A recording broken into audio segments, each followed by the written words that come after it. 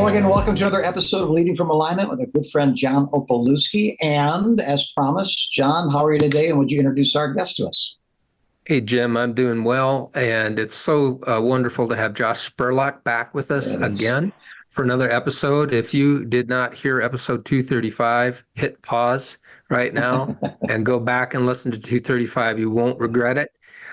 Josh is a friend of ours. I consider him a friend of our ministry.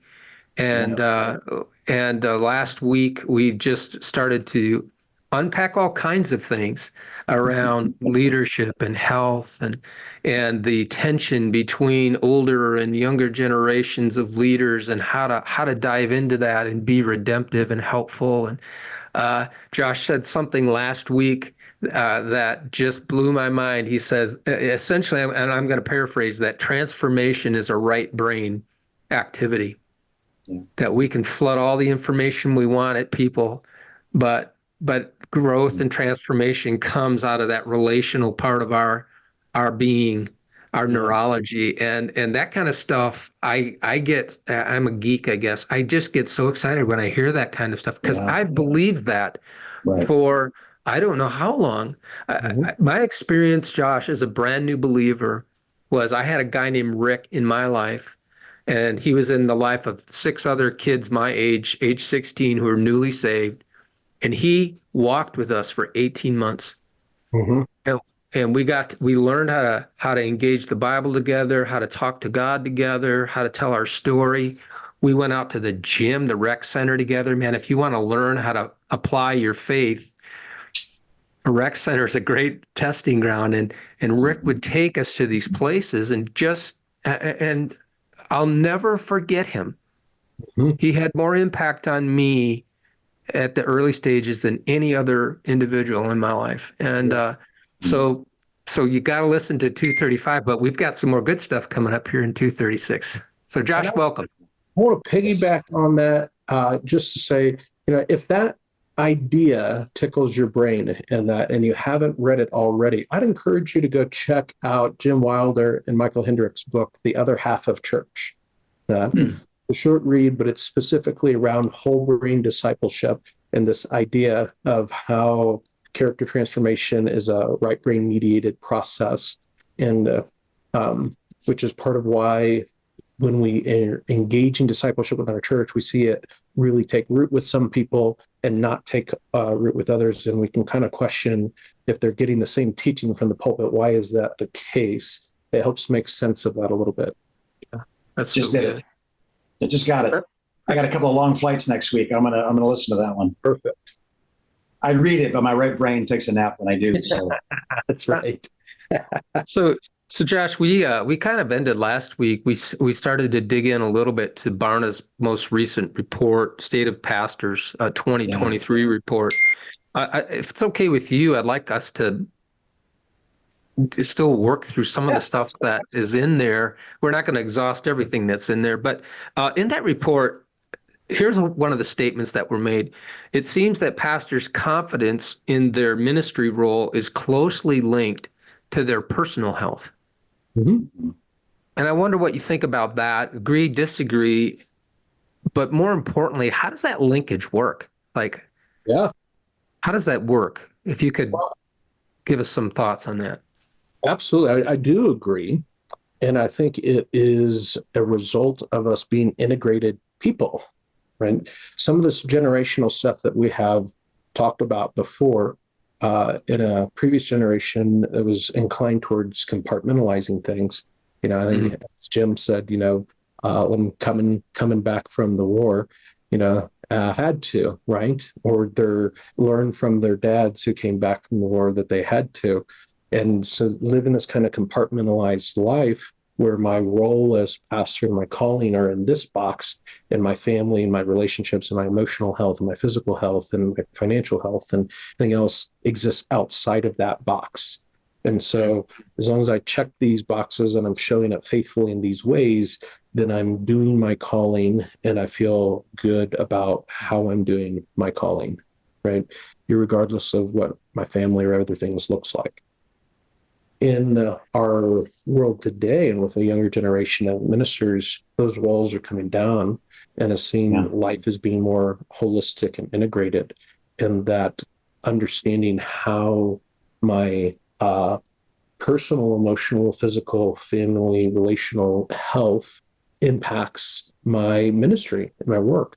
And that effective and satisfying ministry flows out of a wholeness within myself as the minister, and that those things can't be compartmentalized off from each other.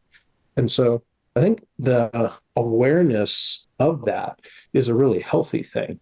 I think it's a really good thing, and it's a challenging thing for those that maybe are still living in this compartmentalized place to be willing to think about some of those compartments and what maybe they've boxed up and pressed down, and how it might help their ministry as well as the rest of their life to bring some of those walls down and get curious about what they've maybe compartmentalized off.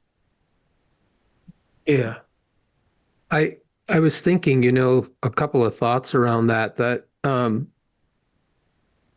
our inner life and our relational life, I think in a way sets the stage for what God can entrust safely to us. Mm-hmm. I'm not sure if you agree with that thought, but that's kind of what I'm seeing with this is, I've got this, I'm growing in my confidence, but it's aligned with growth and personal well-being. Yes. It's And that idea of resilience, even that we talked about last time a little bit, in congregants wanting resilience over strength in their leader. It's this confidence that is built on a strong foundation of resilience. That, it's not just a confidence in my competency, that I'm a good speaker or, good charismatic leader. And so I trust in my people skills, or I trust in my presence in the pulpit and how I'm able to lead. And those competencies are the basis confidence.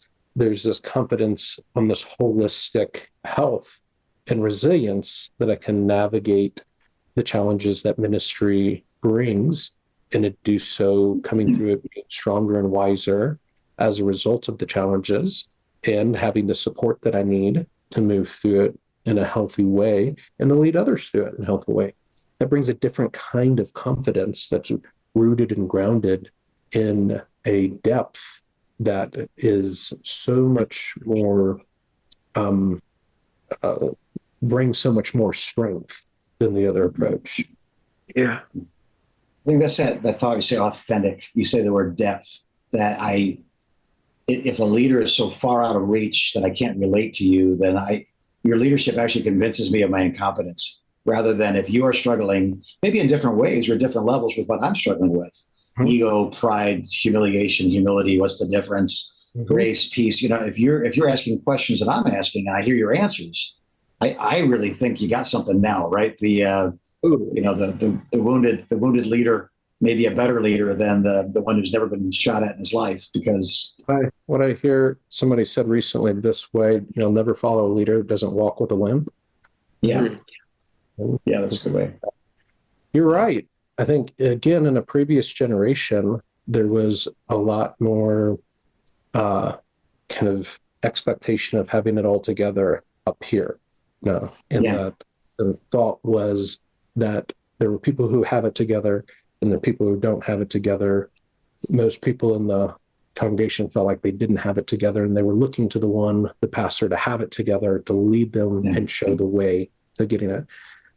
We're kind of debunking that culturally, in that we're like, actually, that's not true. Actually, we're all broken and we all struggle. And we're all peace, and including the leader, and that living with the facade of having it all together is baloney, and leads to all sorts of problems in that, and is a sign of unhealth. And as that becomes debunked within the body, then when leaders present kind of that old approach, it instills distrust. It's like, Right. oh, Yeah. no, you can't have it all together because none of us do. And you pretending means either you don't know the areas where you don't have it together, or you know them and you hide them like crazy. And I don't trust either. Trust either one. Yeah, I would trust either one of them. Yeah. Hey, back to the Barna report here. There's something I thought was interesting, and I'm just going to read this. It's talking about the changes through the year. So in 2015, 72% of pastors said they felt very satisfied with their job as a pastor. In 2022, so 7 years later, just 52. So down from 72 down to 52% of pastors answered the same way, very satisfied with their jobs. This number got better in 2023. It jumped from 52 to 59, feeling very satisfied with their job as a pastor. And first, we are encouraged, right, by this change. Oh, a dog just came in my office. That's great. This was a first. This is a first on our podcast. Yeah, We have never had. And Milo's on We here. have never had a dog. Boy, you have Jeff Spurlock on, and the whole podcast goes to the dogs. Right? Yes. By the way, I'm very satisfied now. I wasn't a moment ago, but now I am very satisfied with being a senior pastor. Now that my therapy dog has walked in, right. I've never been a dog that needed more therapy than that dog. So I guess the question is this: 70 whatever, 50 whatever, 50 whatever. Is 59%? Are we okay? Is this the best it should be? Should we try to go back to 75? Is the goal 100%? Because I mean, at least 1 out of 4, if not 1 out of 2. Are saying, are you very satisfied? They say, no, I'm not. Yeah, I actually don't think we should settle for that for sure. Yeah. But I also has some more questions. I haven't had a chance to kind of dig in and ask these questions of the data. But I think there are some other factors that we need to bring in also, because some of the things that we know from the other data and the rate at which pastors are burning out and dropping out of ministry is the group of people who were polled in this most recent poll are not the same group of people that were polled in that year. Yeah, it's interesting, isn't it? Yeah. In that group of people, because there have been thousands and thousands of them that are no longer in the ministry at all at the rate in which folks are leaving the ministry. Like, it's incredible. And so over that same 5, 6, 7 year period, like a huge chunk of respondents that are no longer. Gotcha. So maybe the data is unchanged. Yeah. Well, it's influenced in some way by that. And so that would be one of the questions I want to go back to the data with and go, how many of the respondents in this group were also respondents in the previous group? Right. And how much has that shifted? None, right? Like, if you have a uptick that 59% are saying that they're satisfied now, is that because we had 25,000 pastors leave who were not satisfied? Yeah. In ministry? Or is that's something changed with those thousands of pastors and they're in a better place now? I think there's a false narrative that could be derived from this, that things are getting better. And maybe they are. I want that, obviously, for the church. I love the church. Yeah, we do. Better. But I am hesitant because of the other studies and data that exists, my experience in the field, and that there could be some skew in that it, looks like it's getting better because the group has gotten a lot smaller, and it's only those who are, there's the percentage of that group is satisfied in the work that they're doing, if that makes sense. It does. Yeah, it does. And I guess let's for a moment, let's just assume that 59% it's a good number for us to be working off of. I mean, I'm with you. If that represents actual improvement, I'm delighted, right? Yeah. But I'm kind of at this point is 59% good enough? And my response to that is no. I got an F in high school when I got a 59%. Right. Yeah. And so for me, gosh. Yeah. It was an F plus. That's what I told my mom. It's a really high F. It's almost a D minus. We are so close to success. You should be encouraged by this. True story. Very true story.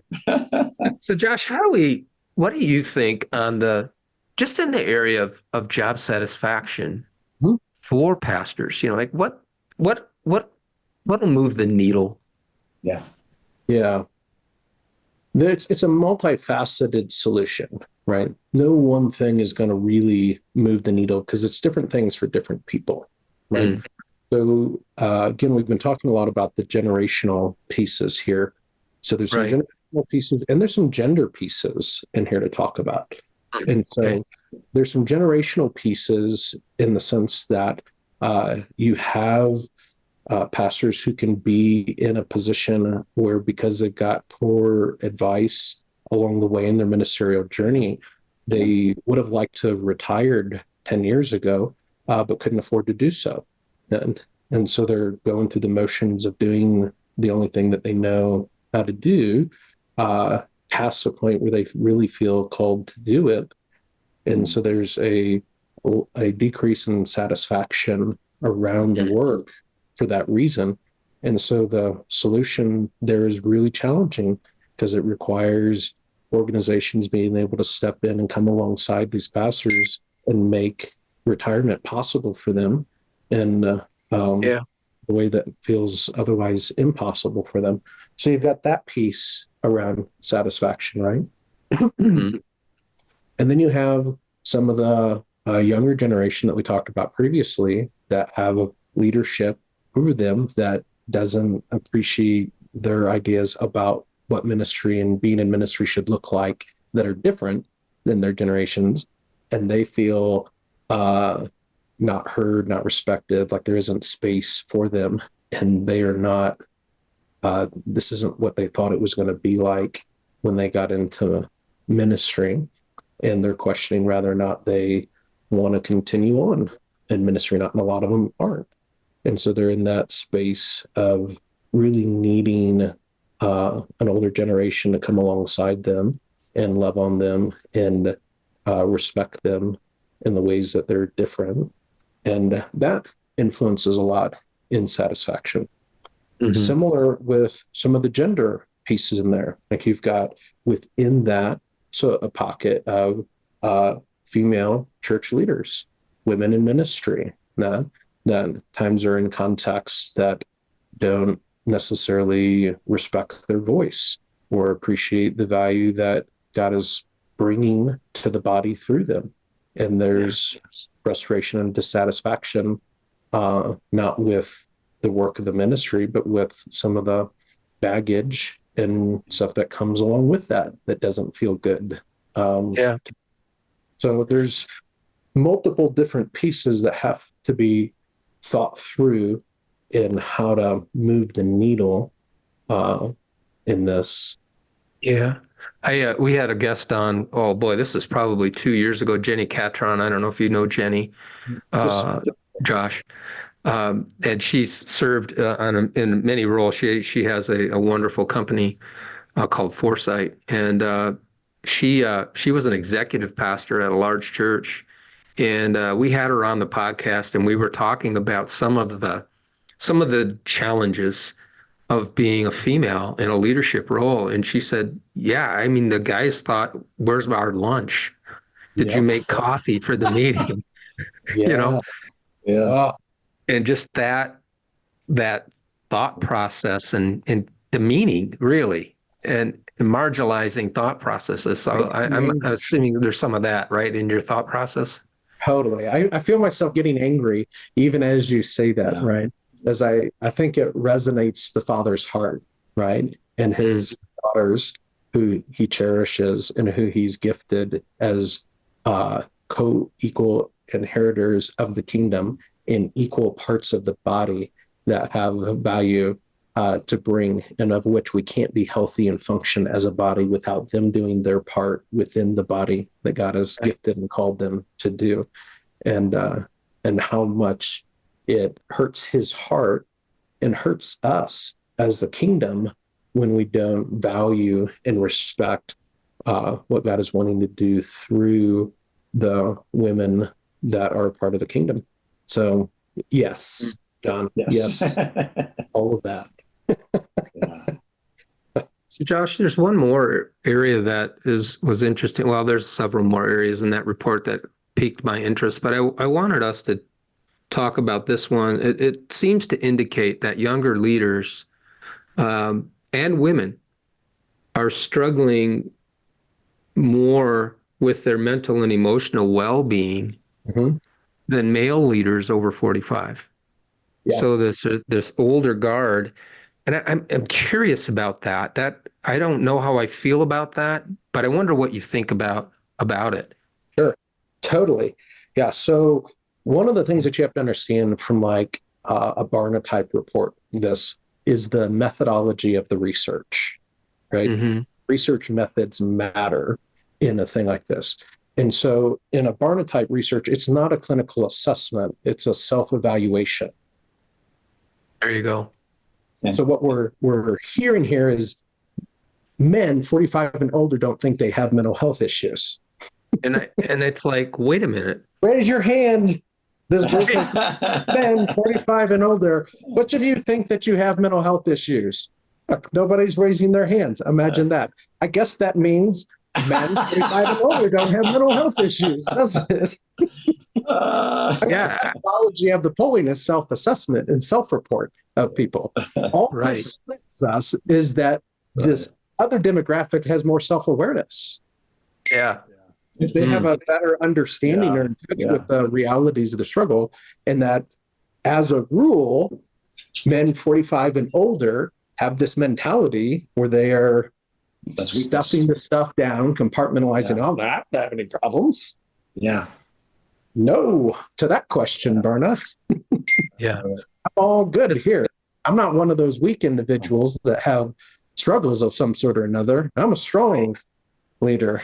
Yeah, and so that's why when I read that, I thought, wait a minute, Something's happening up here. something's not sitting right with me, and I'm not trying to be critical of what the work that Barna does. We love Barna. Absolutely. We love the work they do. But I was having this dissonance in my heart, like, wait a minute. I know a lot of leaders 45 and over. We work with a bunch of them. Yeah. And anecdotally, they are not in a great spot by and large. Right. And so that really like kind of unsettled me. And that's why I wanted to, and thank you for delineating between the clinical kind of research versus the other kind. What was the other terminology you used? Just remind me again. This is an anecdotal poll, right? And so they're doing self-report in that. And so it's not doing a clinical assessment of their mental health using clinical measures. It's asking them to self-report on how they think about their mental health. And so really the data should be represented as, here's what people report about their own mental health. And it is a more accurate way of presenting the data because it's not a measure of whether or not they have mental health. That's not the kind of question it is. It's not a clinical measure. It's a popular self-report kind of measure. So if you're over 45, add 20% for denial. And then then the statistics are pretty, oh, that's so funny to me. Yeah, well, it's funny because again, I'm with the group that is identified having more difficulties because to me that communicates more self-awareness. Right. And well, it's funny because are the resilient ministers that the other aspects of the data is saying that congregants want. Those that are willing to communicate and acknowledge, hey, I got struggles. I got struggles like the rest of us in that. And here's the ways in which I'm caring for myself and maturing and growing through the struggles that I face. And I invite you on that journey also.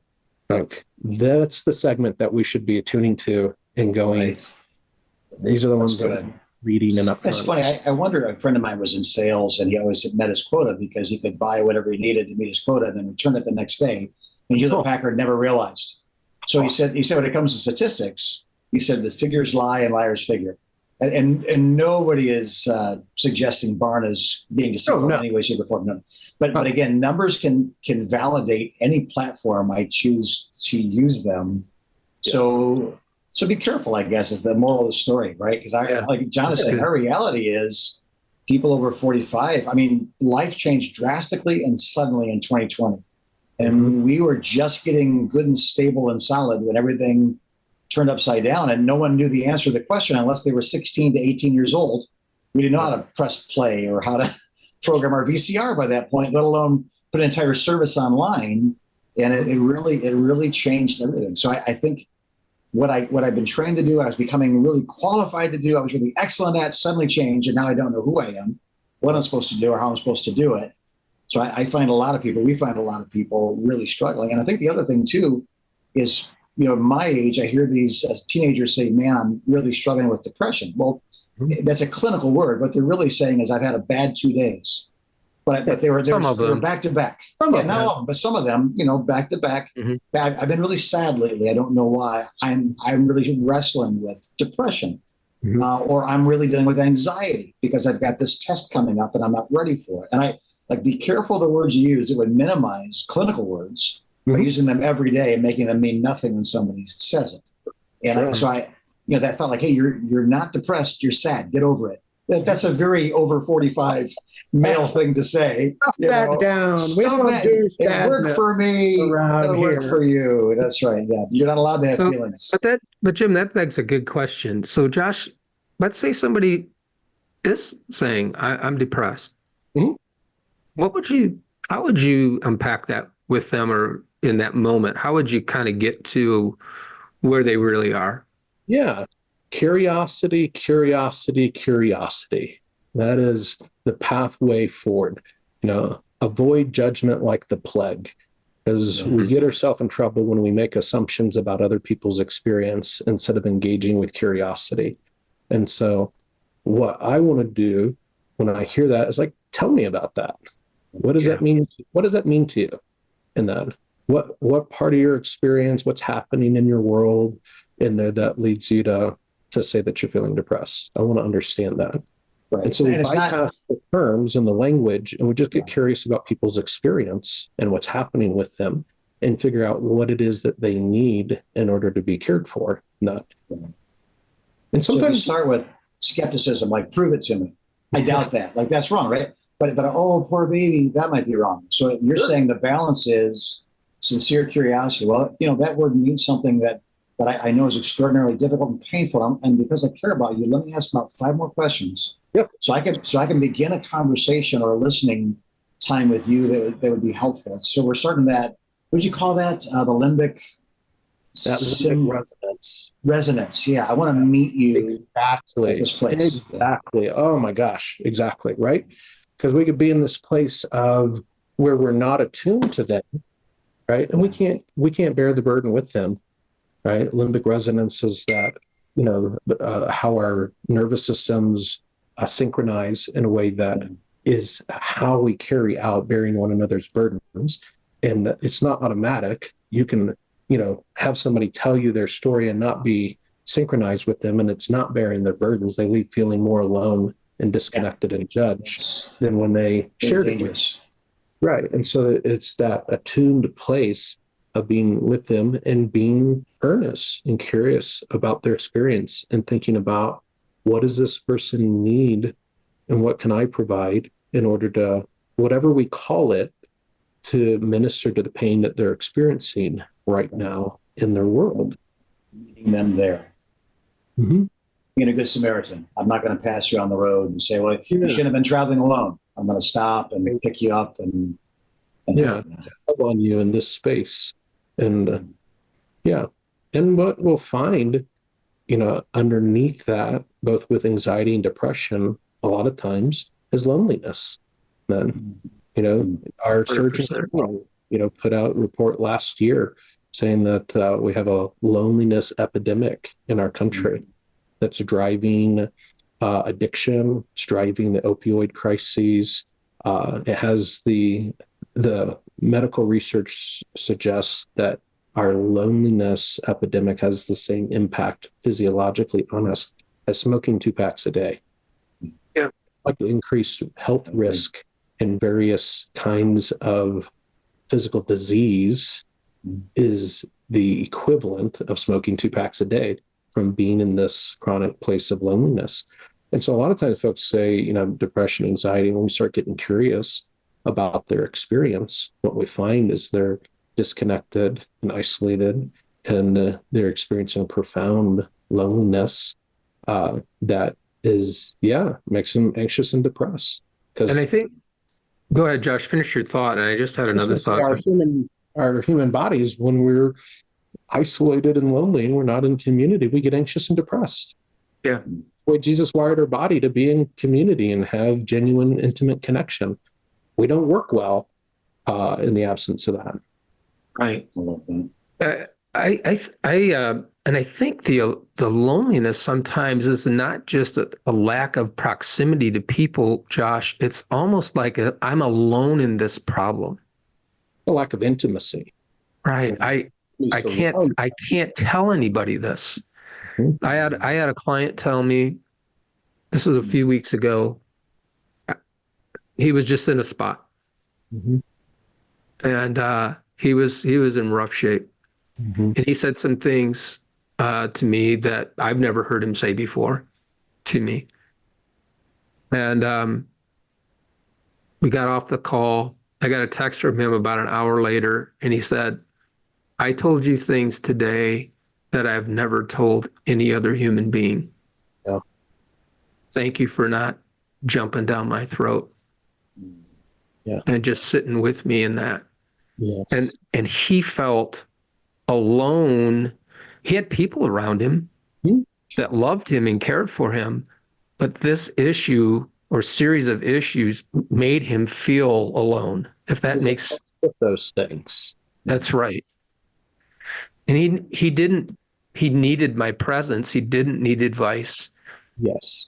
He needed that limp resonance. He needed you to bear that with him and to be with him and hold pain so he wasn't alone with it, to undo his aloneness.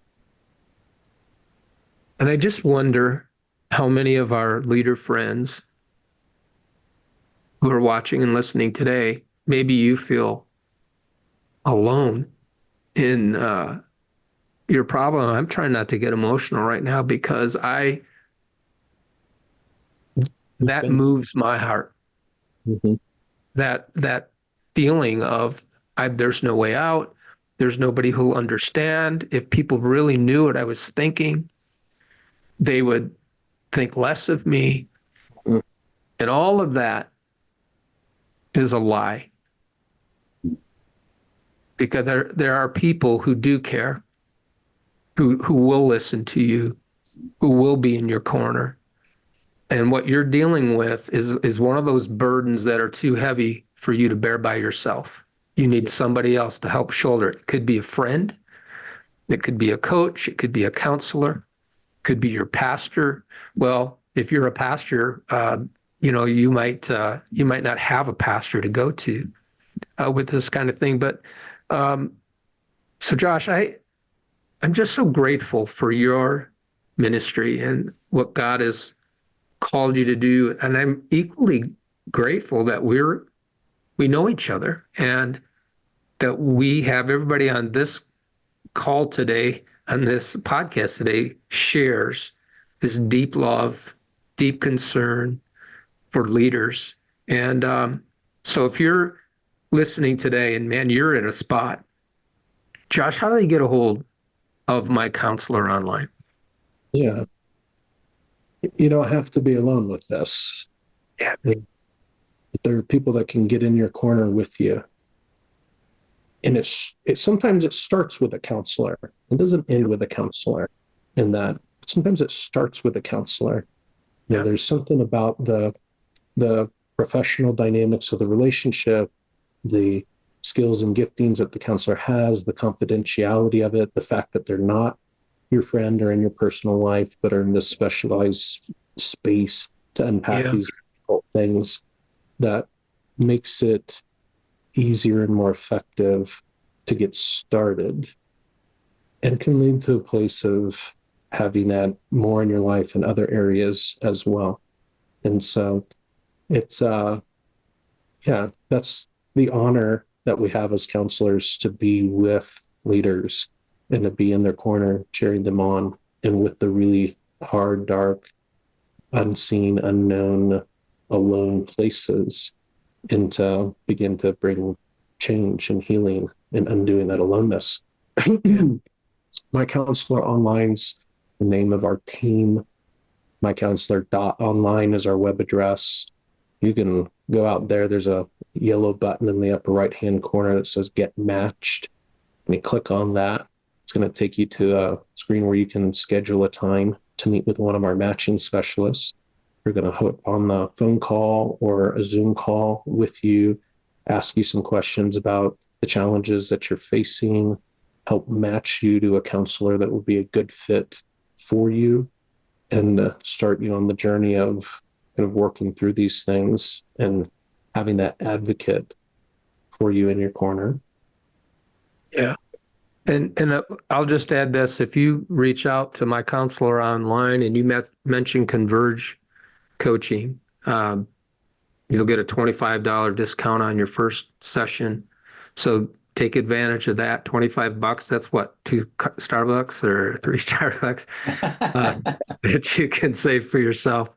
But we trust Josh. We trust his organization so deeply. So if you need help, I can't recommend any other organization higher than Josh's organization. So Jim, you want to wrap us up? Yeah, I just want to say in closing to you guys that there's a cost to this. And I would suggest there's a greater cost to have been avoiding this. What does it cost you so far to be alone? What does it cost you so far to wrestle with the things you've wrestled with? So I've had people say, well, marriage counseling, that's not what we're talking about, but I assume counseling is available for all the varieties of things. So people say, well, marriage counseling costs so much money. I said, if you've seen how much a divorce lawyer charges, and I'm not trying to be facetious, but there's a proactive expense for something that's wonderful. Yeah.